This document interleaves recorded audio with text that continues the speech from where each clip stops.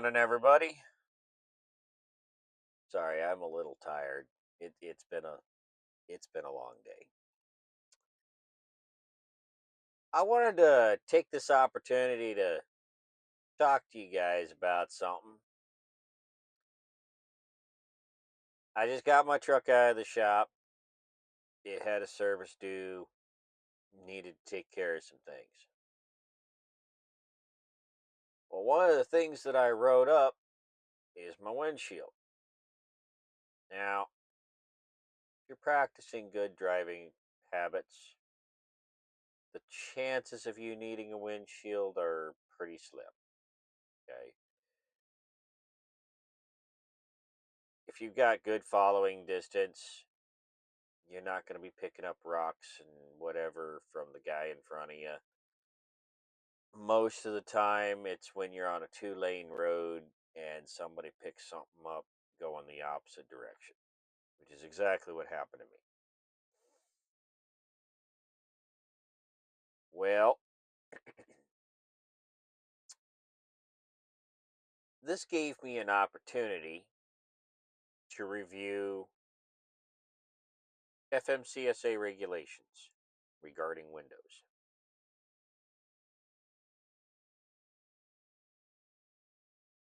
I wrote the truck up based on one crack.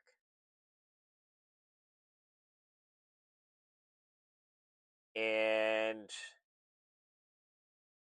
I learned something last night. The crack that I wrote it up for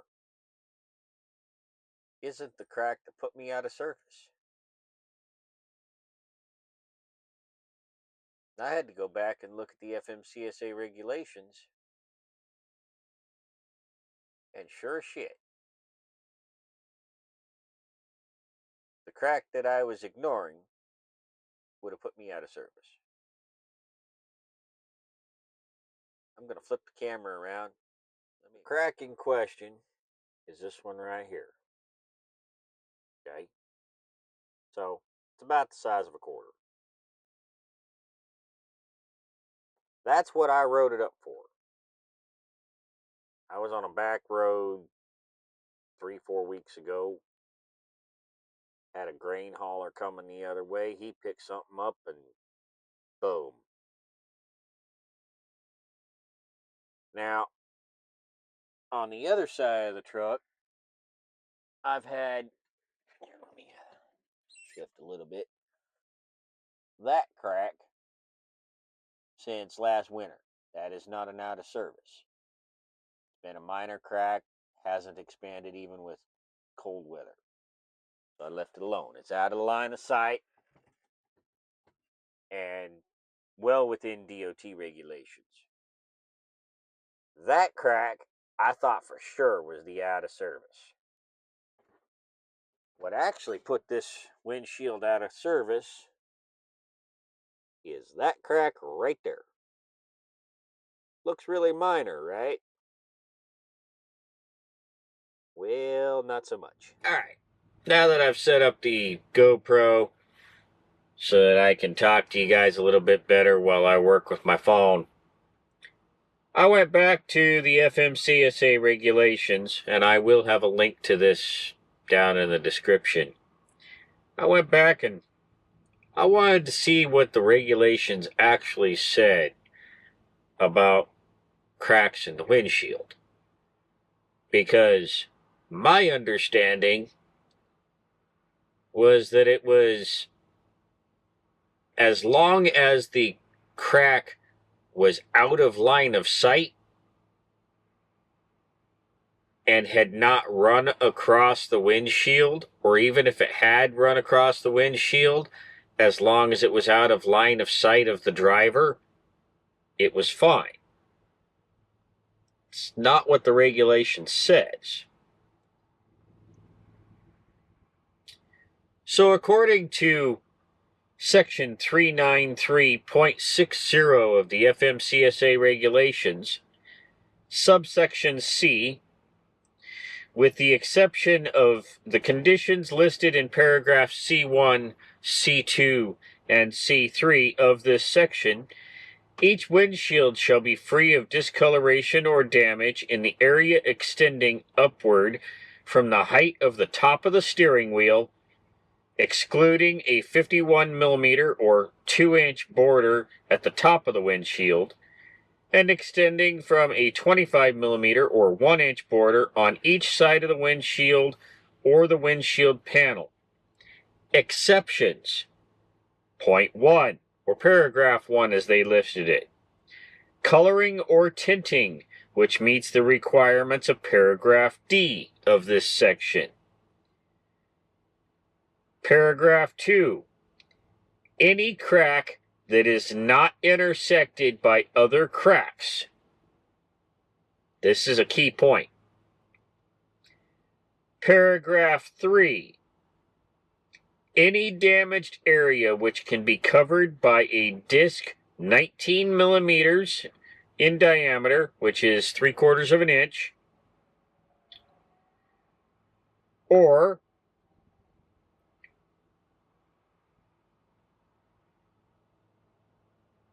if it's not closer than 76 millimeters or 3 inches to any other similarly damaged area. The key point here is section 2. So a qualification of out of service is any crack that can be covered by a disc of 3/4 of an inch or more in diameter, which I thought that crack was an out of service. But it's not, because it's too small and it's out of line of sight, especially when a guy puts the visor down like I typically drive. Okay? It's definitely out of line of sight. That crack is not being intersected by any other cracks. Therefore, it's not an out of service. The same is true of the crack on that side. It's not being intersected by any cracks, and it's certainly smaller than 3/4 of an inch.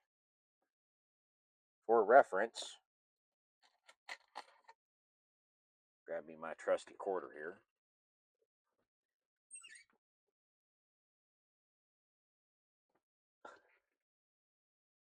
That's a quarter. A quarter will cover it. That's not 3/4 of an inch in diameter.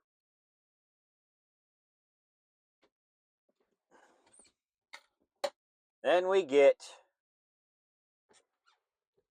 to that crack right there.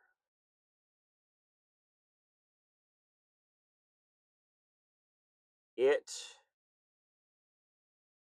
is small. I mean, that's my thumb for comparison.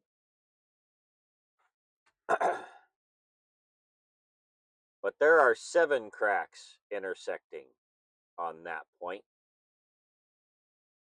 That's out of service. If DOT had caught me with that, it's a ticket. I'm out of service. Pre-trip, pre-trip, pre-trip. And know your regulations.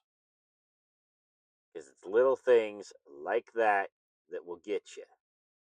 I was ignoring that little crack because I thought it was fine. Because in my head, I misunderstood the regulation of the 3/4 inch in diameter or some of the other stuff in there. Let me try and find a different coin here.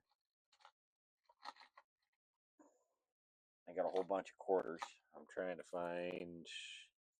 There's a nickel. Yeah, we'll just use Honest Abe here. So for size reference, that's a quarter. It's smaller than a quarter.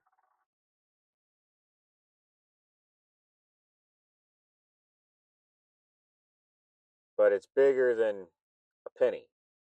About the same size. So it's not a big thing. And it's definitely out of line of sight because when I'm sitting That's my eye level.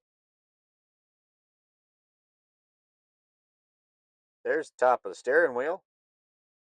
There's the top of the dash. In order to see the damn thing, you got to come way up and over. I'm sitting on the edge of the seat right now. In fact, if you're standing in front of the truck, you almost can't see it looking over the hood from the front. I preach pre-trip. I've said it many times. Drivers don't do their job right. But some of that is also understanding the regulations so that you know what will truly put you out of service. I hear a lot of drivers that sit there and whine and complain about the fact that DOT's out for them. Well, yeah, I'm not going to deny that there are some officers out there that it's not even that they take their job too seriously, it's they go on a power trip. I've met those officers.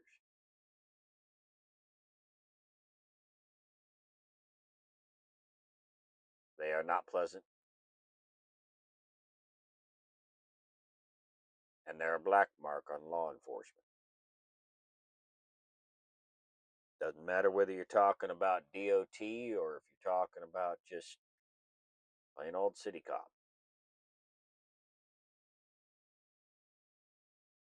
There are law enforcement officers that get the badge and let it go to their head. Not going to deny that. But when it comes to enforcement,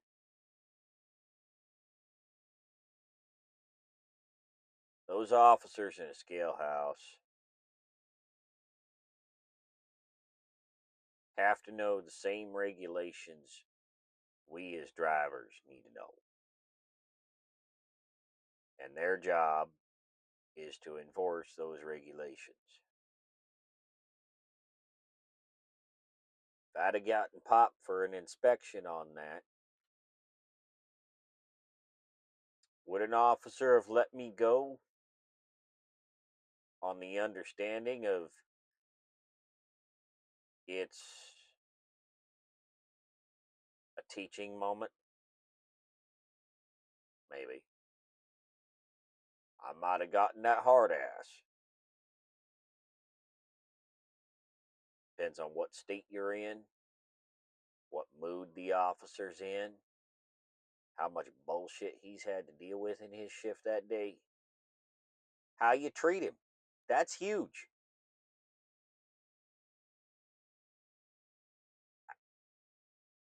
How you treat the officer makes a huge difference. I've seen it time and time again where a driver is just an absolute ass just because he got pulled around back for a random inspection or he legitimately had something wrong with his truck or trailer. And then he comes out of the truck like he's got an ego on him. No, treat them with respect. Even if you don't believe they deserve it, which is a personal choice. You want respect? Treat them with respect. Be kind. Use your manners. Yes, sir, no, sir. Or yes, ma'am, no, ma'am. Depends on what you got. If they point something out, be willing to say, my understanding of the regulation, and know your regulations well enough to be able to either quote it from your head or pull it up on your phone or go to the book, green and white book, and be able to find it quickly and point at the regulation and say, my understanding of this regulation was such and such. Would you be willing to explain to me how my understanding is errant in comparison to what should be? You'd be surprised how quick their attitude changes. But most drivers don't do that. So, you want to be an ass, you're going to be treated like an ass. That's where most drivers get themselves in trouble when it comes to DOT. Plain and simple. I took my truck in last night knowing that I was going to wind up with a new windshield. And I thought that the crack that was going to get that windshield taken care of is the one here on the upper left that's a little bit bigger than a quarter, albeit behind the visor and out of line of sight. That's a big crack.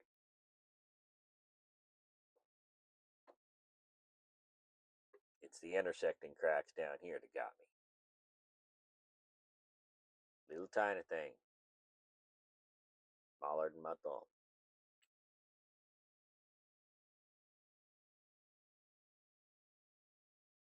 So my point with all this, when you're doing your pre-trips, know your regulations. Become familiar with Section 393 in its entirety. And it's wise to be able to remember those regulations off the top of your head.